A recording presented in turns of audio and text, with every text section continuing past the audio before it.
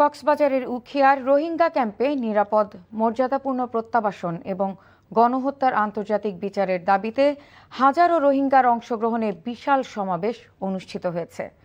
সংকটের ৯ বছর পূর্তি ও জেনোসাইড ডে উপলক্ষে উখিয়া টেকনাফের বিভিন্ন ক্যাম্পে বিশেষ সমাবেশ পালন করেছে রোহিঙ্গারা।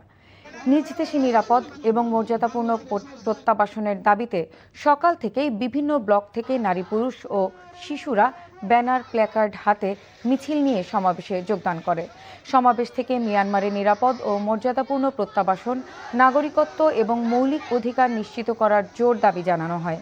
এই সমাবেশ থেকে আন্তর্জাতিক মহলের প্রতি টেকসই প্রত্যাবাসন জোরদারের আকুল আবেদন জানিয়েছেন তারা।